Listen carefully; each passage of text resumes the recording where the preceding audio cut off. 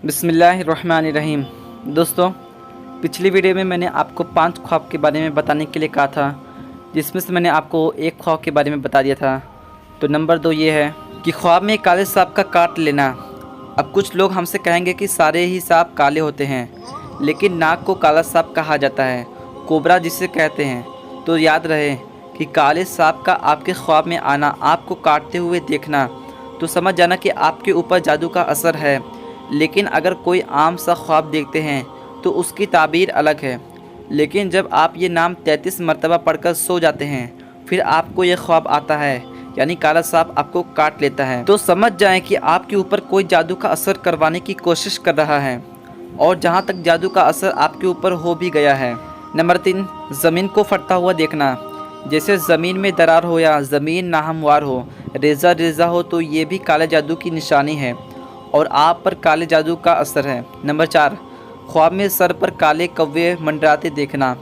आप कहीं बैठे हैं, लेटे हैं और आसमान की तरफ देखते हैं ख्वाब में ही, और आपके ऊपर हर तरफ काले कौवे दिखाई देते हैं और आवाज़ें कर रहे हैं, जिससे कौवे आवाज़ें लगाते हैं। अगर आप लोग ये नाम मुबारक पढ़कर सोते हैं तो फिर आपको ये ख्वाब आता है कि काले कौवे सर के ऊपर मंडरा रहे हैं, तो समझ जाए कि आपके ऊपर जादू का असर हो चुका है।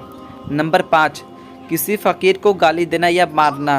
अगर आप लोग ये नाम मुबारक 33 मरतबा पढ़कर सोते हैं और फिर आप लोग ख्वाब में ये देखते हैं कि आपके घर या बाहर कहीं रास्ते में आपको कोई फ़कीर मिल गया, आपने उसको गाली दे दी, या आपने उस पर गुस्सा किया, या आपने उसको मारना शुरू कर दिया, तो समझ जाइए कि आपके ऊपर जादू का असर हो चुका है। दोस्तों, ये 5 बातें बहुत ही ज़्यादा ज़रूरी है।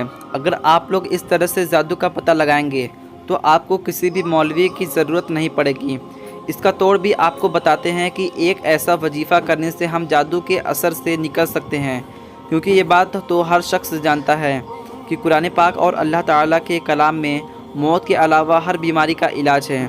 तो फिर हम इस जादू का इलाज कैसे नहीं कर सकते हैं? तो तरीका जान लीजिए कि रात में सोते वक्त सभी लोग 3 मरतबा दुरूद पाक पढ़ लिया करें, और उसके बाद 7 मरतबा या मुमीतु पढ़ लिया करें, और 3 मरतबा आयतल कुर्सी पढ़ लीजिए। उसके बाद आखिर में 3 मरतबा दुरूद पाक पढ़ लीजिए, वहीं दुरूद पाक जो आपने शुरू में पढ़ा था।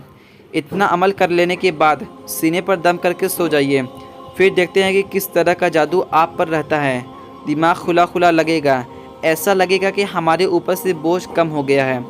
तो दोस्तों, ये है जादू का तोड़, और यही जादू का इलाज भी है। अल्लाह ताला हमें शैतान के सर से और ऐसी तमाम आफत से महफूज रखे, और हमें पुरसुकून सेहतमंद ज़िंदगी अता फरमाए। प्यारे दोस्तों, उम्मीद करता हूँ कि आज की ये वीडियो आपको बहुत पसंद आई होगी।